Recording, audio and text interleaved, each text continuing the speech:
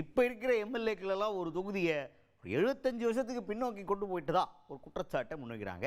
யார் அவங்க, ஏன் இந்த குற்றச்சாட்டு பார்த்துருவோம் வாங்க. தேமுதிக பொதுச் செயலாளர் பிரேமலதா விஜயகாந்த் அவங்க என்ன சொல்கிறாங்க அப்படின்னா, கேப்டன் விஜயகாந்த் அவர்கள் இருக்கும்போது ஒரு தொகுதியில் அவர் தேர்ந்தெடுக்கப்பட்ட பிறகு அந்த தொகுதி 60 வருஷத்துக்கு பின்னாடி இருந்துச்சு.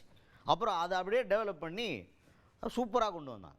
அவருடைய காலகட்டத்துக்கு பிறகு வந்த எம்எல்ஏக்கள் எல்லாம் காசு சேர்க்கறதுலையும் அவங்க டெவலப் ஆகிறதுலையும் காசு சேர்க்கறதுலையும் மட்டும்தான் கவனமாக இருந்தாங்களே தவிர தொகுதி முன்னேற்றத்துக்கு அவங்க பாடுபடவே கிடையாது அப்படின்ற ஒரு குற்றச்சாட்டை முன் வச்சு எல்லாருமே இந்த தொகுதியை 75 வருஷம் பின்னோக்கி கொண்டு போயிட்டாங்க அப்படின்ற ஒரு குற்றச்சாட்டை முன் வச்சிருக்காங்க. எந்த தொகுதி என்ன சொல்கிறாங்க பாருங்க. கேப்டன் இந்த தொகுதிக்கு வருவதற்கு முன் 60 வருஷம் இந்த தொகுதி பின்னாடி நோக்கி இருந்துச்சு. கேப்டன் 5 வருஷத்துல ரிஷிவந்தியம் தொகுதியை தமிழ்நாட்டின் நம்பர் 1 தொகுதியா மாற்றி காட்டினார். கேப்டனுடைய பிறகு இப்போ வந்த எம்எல்ஏஸ் மீண்டும் இந்த வரலாறு எப்படின்னா, அவங்க 60 வருஷத்துக்கு முன்னாடி போயிட்டாங்க. எதுல? வசதி, வாய்ப்பு, பணம், துட்டு, மணின்னு அதுல அவங்க எல்லாம் வசந்தமா அவங்க எல்லாம் நல்லா இருக்கிறாங்க.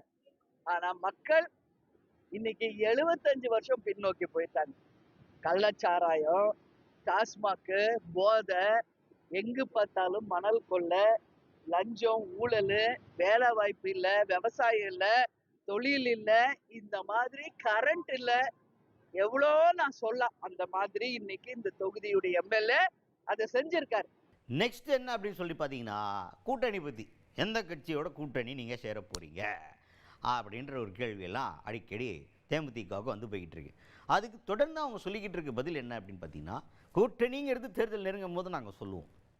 ஆனால் ஒன்று மட்டும் நீங்கள் கரெக்டாக இருக்கணும், தேமுதிக எந்த கூட்டணியில் இருக்குதோ அந்த கூட்டணி தான் மாபெரும் வெற்றி அடைஞ்சு ஆட்சியை பிடிக்கும், அதில் நாங்கள் சோறாக இருக்கோம் அப்படின்ற அந்த ஒரு பாயிண்ட் இருக்குல்ல, அதே பாயிண்ட்டை மறுக்கா இந்த இடத்துல ரெஜிஸ்டர் பண்ணியிருக்காங்க பிரேமலதா விஜயகாந்த் அவர்கள். போன முறை நாடாளுமன்ற தேர்தலில் அதிமுக கூட்டணியில் இருந்தோம். அதிமுக வேட்பாளர் போட்டியிட்டார். அவரும் ஜெயிக்க வேண்டியதுதான். கடைசி நிமிஷத்துல ஜெயிக்கல. விஜய பிரபாகர் விருதுநகர்ல வெற்றி பெற்றார்.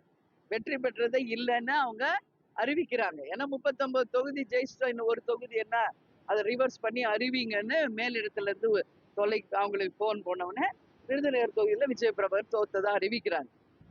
ஒண்ணு மட்டும் நான் சொல்றேங்க, நம்ம எல்லாருக்கும் மேல கடவுள் இருக்காரு, கேப்டன் இருக்காங்க. புரியுதுங்களா? இங்க மாற்றம் ஒன்றுதான் மாறாதது.